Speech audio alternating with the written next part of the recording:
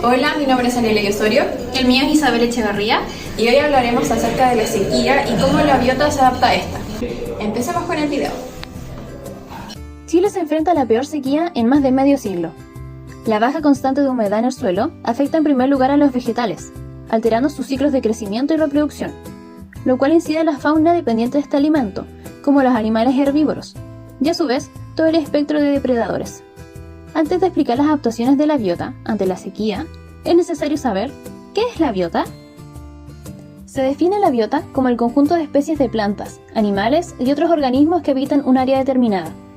La biota de un lugar dependerá de sus factores abióticos, como brillo, temperatura, precipitaciones, composición química del suelo, entre otros. Otro concepto importante es la sequía. Esta es una anomalía transitoria que se caracteriza por la escasez temporal de agua, en comparación con el suministro normal en un periodo de tiempo dado. Es recurrente del clima y depende del suministro y la demanda de la sociedad y del medio ambiente. Las sequías difieren según la magnitud, duración, intensidad, ecosistemas y actividades del ser humano. Como ya tenemos entendido el término de sequía, aclaremos su diferencia con la escasez y la aridez.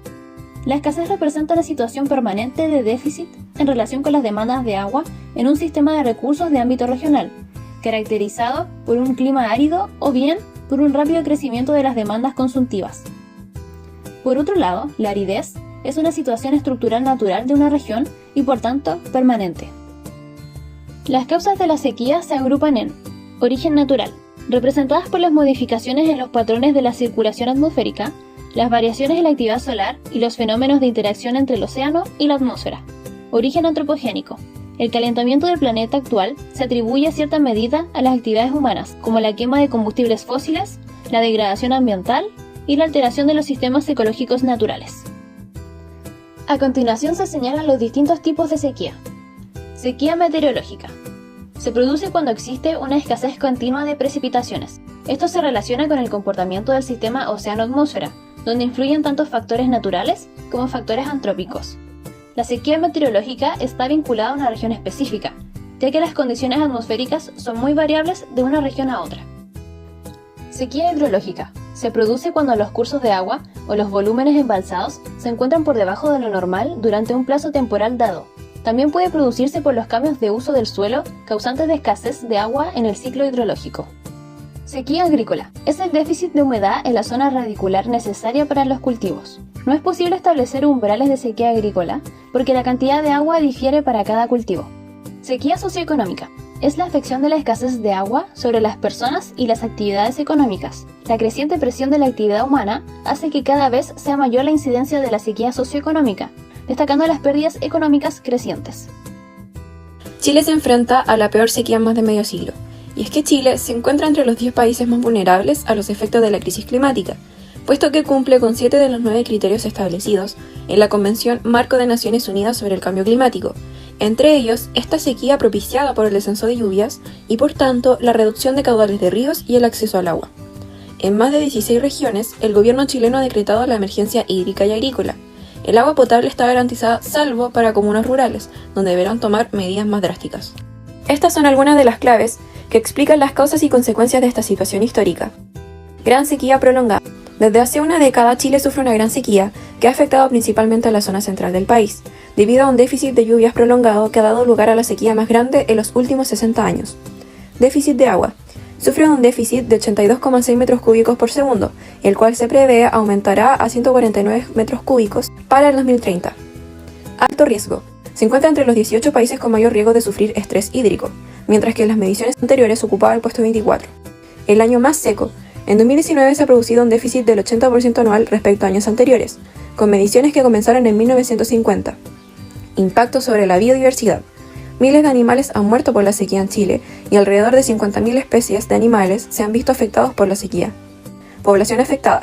Más de 6 millones de chilenos están afectados por la desertización. La adaptación biológica es la fuerza impulsora de la evolución. Incluye los cambios a nivel fenotípico, molecular y conductual, que experimentan los organismos con el tiempo en relación a las demandas selectivas de su entorno que les permite sobrevivir. Algunos ejemplos son el desarrollar alas para volar y aletas para nadar. Adaptaciones estructurales.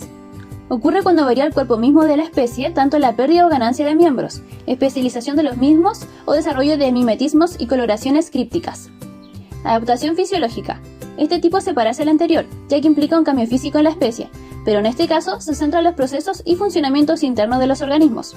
Además, estas adaptaciones pueden ser incentivadas por un cambio en el entorno o bien por el comportamiento de otra especie. Adaptación etológica. Este tipo ocurre cuando un organismo cambia su forma de actuar naturalmente.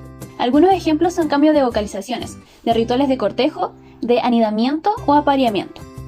Ahora hablaremos de las adaptaciones de las plantas a la sequía. El agua es indispensable en la vida de las plantas e influye en su crecimiento y productividad. La poca disponibilidad de agua en el suelo puede ocasionar que la transpiración exceda el agua absorbida por las raíces, lo que se conoce como estrés hídrico. Las plantas han respondido al estrés hídrico desarrollando evolutivamente adaptaciones tanto a nivel morfológico como anatómico y celular, que les permiten vivir en estas condiciones. El uso de rutas metabólicas alternativas como la C4 y la CAM a la C3 sacrifican la eficiencia para reducir la pérdida de agua. Planta C3. Este grupo representa alrededor del 89% de las plantas vasculares del planeta. Además, la gran mayoría de los cultivos presentan este mecanismo. Este tipo de plantas tiene un alto índice de fotorrespiración. A este fenómeno se le denomina derrochador, ya que ocurre cuando la enzima rubisco actúa sobre el oxígeno en vez del dióxido de carbono, lo que significa un desperdicio de energía. Un alto índice de fotorrespiración favorecido por altas temperaturas, estrés hídrico o estrés salino, puede impactar en la productividad de los cultivos.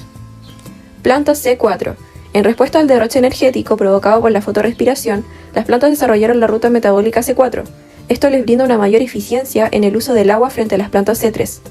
Estas plantas compensan un mayor gasto energético durante su metabolismo con una mejor eficiencia en el uso de agua, mayor crecimiento y eficiencia de la fotosíntesis a altas temperaturas. Plantas CAM. Las plantas CAM son las mejores adaptadas a condiciones de estrés hídrico severo y altas temperaturas, además de ser capaces de inhibir la fotorrespiración. Las plantas emplean ciertos mecanismos para resistir al estrés hídrico generado por la sequía. Estos mecanismos apuntarían a dos objetivos centrales: evitar o tolerar el déficit hídrico. Dentro del primer objetivo tenemos el escape a la sequía, la cual es la estrategia que siguen las especies que tratan de completar su ciclo vital a la época húmeda, quedando en forma de latencia la estación seca. Producen previamente semillas u órganos protegidos.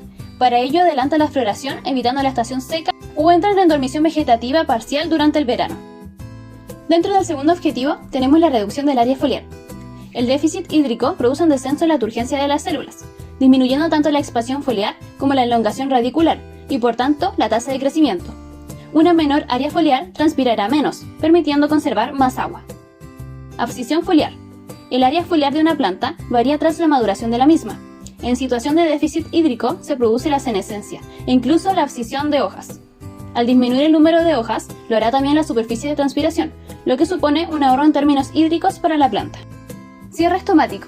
El cierre estomático supone uno de los mecanismos más rápidos para evitar la pérdida de agua en caso de déficit hídrico. Puede producirse por mecanismos hidropasivos o hidroactivos. En ambos casos, la disminución del contenido hídrico de las células oclusivas disminuye su turgencia, produciendo el cierre estomático de forma rápida. Cutícula gruesa. El estrés hídrico induce la producción de una cutícula más gruesa mediante la deposición de ceras sobre la superficie foliar. Disminución de la transpiración. Esto se consigue mediante hojas pequeñas, paralelas a los rayos solares, blanquecinas o de color claro y brillantes para disminuir la temperatura por reflejar la luz. Por otra parte, los aceites esenciales que aumentan la densidad de la capa límite, los estomas en fondo de criptas que mantienen un ambiente húmedo y el enrollamiento de la hoja por pérdida de turgencia disminuyen la transpiración. Almacenamiento de agua. Las plantas suculentas tienen una pérdida de agua por transpiración despreciable, debido a la cutícula gruesa que poseen y al cierre estomático por el día almacenando agua. Además, estas suelen tener raíces superficiales para aprovechar el agua disponible tras las escasas precipitaciones. Adaptaciones de los animales a la sequía. Hay una estrategia exclusiva de los animales, derivada de una diferencia crucial con las plantas. Estos pueden desplazarse, evitando la escasez de agua y las altas temperaturas, lo que se traduce en hábitos que suelen ser nocturnos y en desplazamientos diarios o estacionales en busca de recursos. Podemos pensar en los herbívoros salvajes, gacelas, guanacos, etc., o domésticos, cabras, ovejas, etc., como los más emblemáticos de este comportamiento. Detrás irán sus depredadores.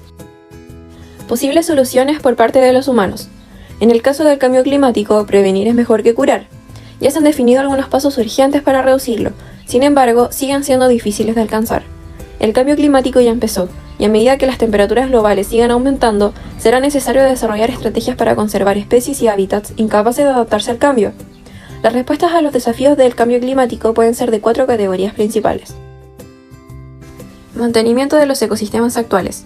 El mantenimiento de los ecosistemas actuales implica el fortalecimiento, expansión y, en algunos casos, la afinación de las redes mundiales de áreas protegidas para que se enfoquen en el mantenimiento de grandes bloques de hábitats intactos, con especial énfasis en los refugios climáticos.